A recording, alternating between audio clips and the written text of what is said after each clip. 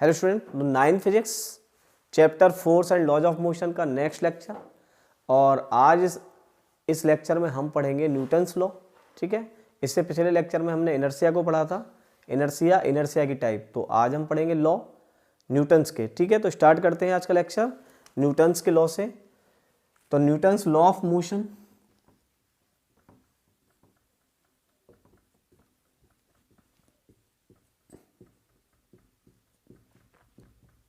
Newton's laws of motion. तो Newton का first law क्या है?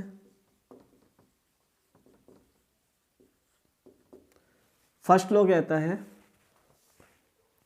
If an object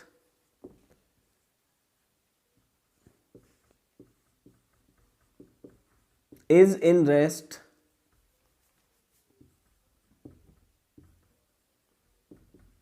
or uniform motion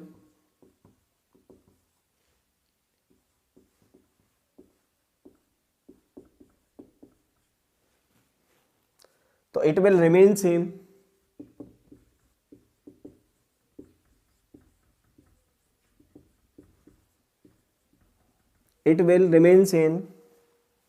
until and unless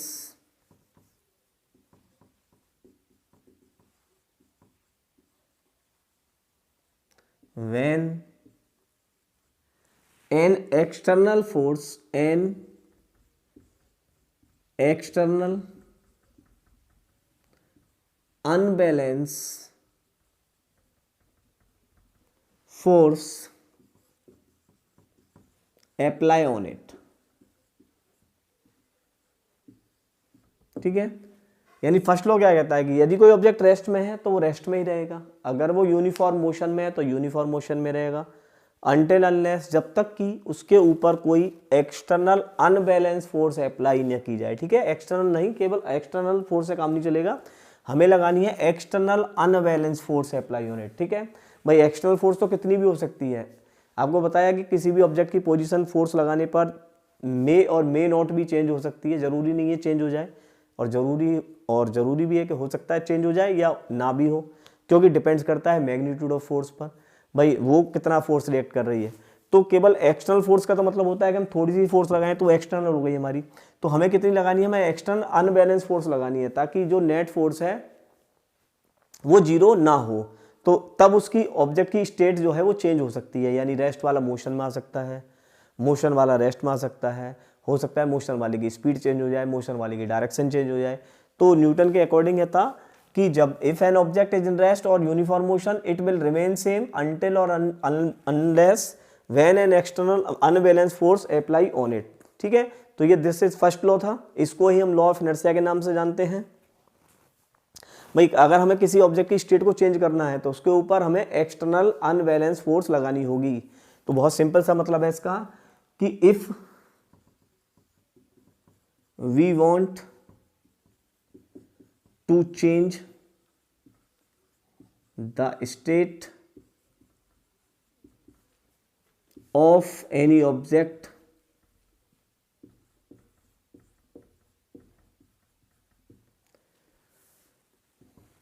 तो we will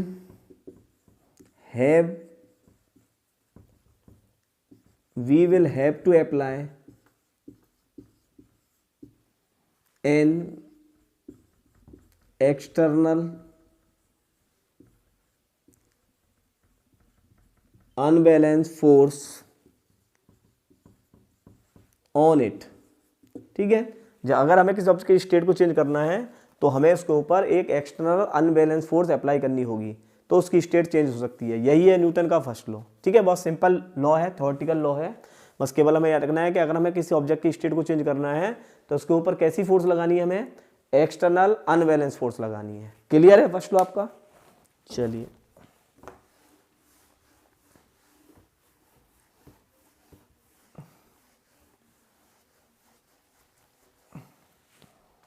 अब पढ़ते हैं न्यूटन का सेकंड लॉ। तो लेकिन न्यूटन का सेकंड लॉ पढ़ने से पहले हमें क्या पढ़ना पड़ेगा? हमें मोमेंटम पढ़ना पड़ेगा, क्योंकि सेकंड लॉ में मोमेंटम का रोल है। तो मोमेंटम क्या है रियलिटी में? मोमेंटम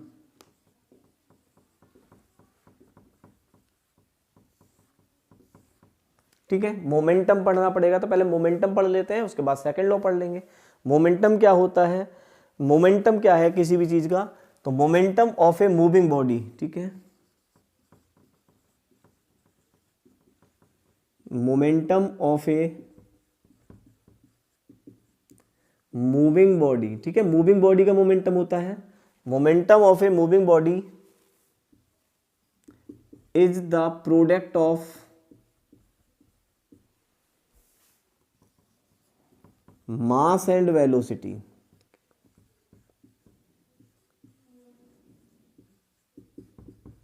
मास एंड वेलोसिटी, यानी मोमेंटम क्या है किसी भी मूविंग बॉडी का, वो प्रोडक्ट है किस किस का, मास एंड वेलोसिटी का।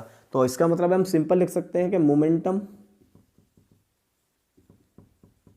Equals to mass into velocity.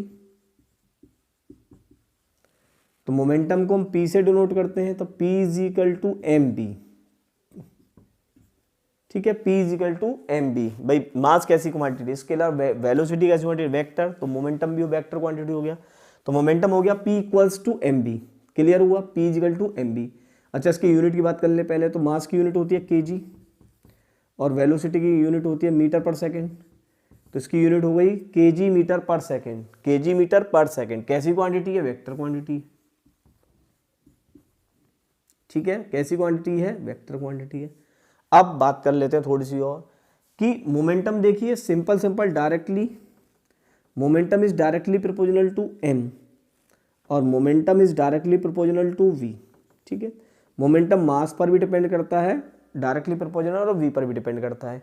यानी अगर हमें मोमेंटम फाइंड करना है किसी ऑब्जेक्ट का, तो क्या हम केवल मास का आइडिया लेकर मोमेंटम बता सकते हैं, मास का आइडिया लेकर मोमेंटम बता सकते हैं, या केवल हम वेलोसिटी का आइडिया लेकर मोमेंटम बता सकते हैं, ठीक है।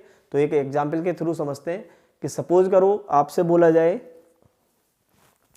कि भाई कोई ऑब्जेक्ट है, उसकी स्पीड है सपोज करो 0.1 मीटर पर सेकेंड, ठीक है, कोई ऑब्जेक्ट है जो कितनी स्पीड से चल रहा है, 0.1 मीटर पर सेकेंड से।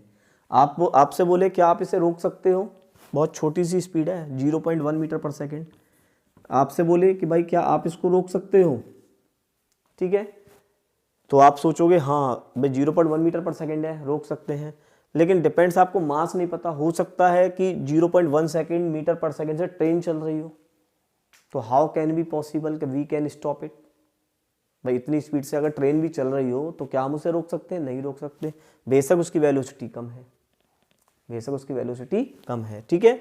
तो केवल हम वेलोसिटी देखकर मोमेंटम का फाइंड नहीं कर पाएंगे, ठीक है, हमें मास भी पता होना चाहिए।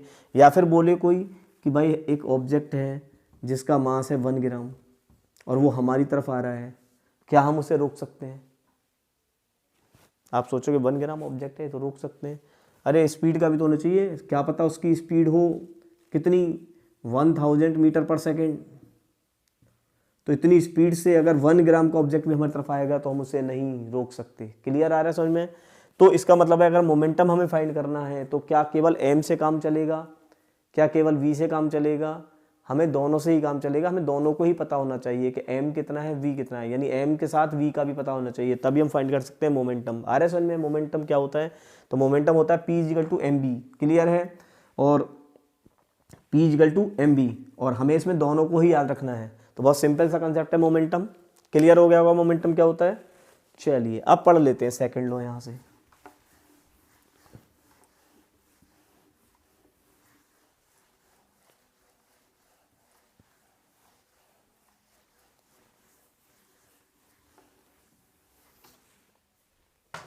तो सेकंड लॉ क्या कहता है न्यूटन का second law,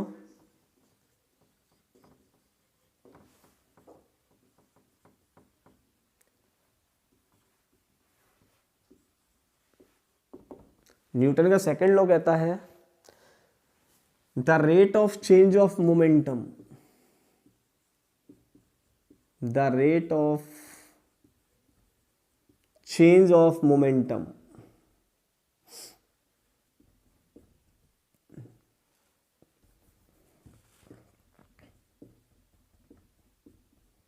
the rate of change of momentum is equal to applied external force,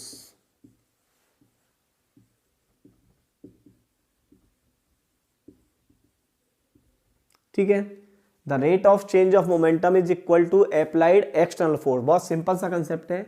ये कह रहा है कि जो फोर्स होती है अप्लाइड फोर्स, वो rate of change of momentum, rate of change of momentum समझ रहे हो आपको, यानी rate of change of momentum को लिख सकते हैं dp बाई dt। भाई इसको dp को क्या बोलते हैं हम, dp को बोलते हैं डेल्टा p, और डेल्टा p का क्या मतलब होता है, डेल्टा p का मतलब होता है change of momentum, change of momentum, ठीक है। जब भी कोई थोड़ा स्मॉल चेंज होता है तो हम उसे डेल्टा p लिख लेते हैं, ठीक है, ये डेल्टा p होता है। तो हम लिख सकते हैं F equal to p final minus p initial upon t final minus t initial, ठीक है, लिख सकते हैं भाई चेंज ऑफ मोमेंटम यही है।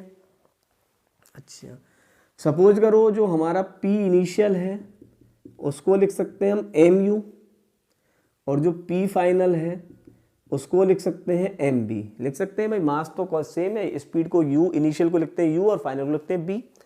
तो यहाँ पर हम लिख सकते हैं F is equal to m v minus m u upon T.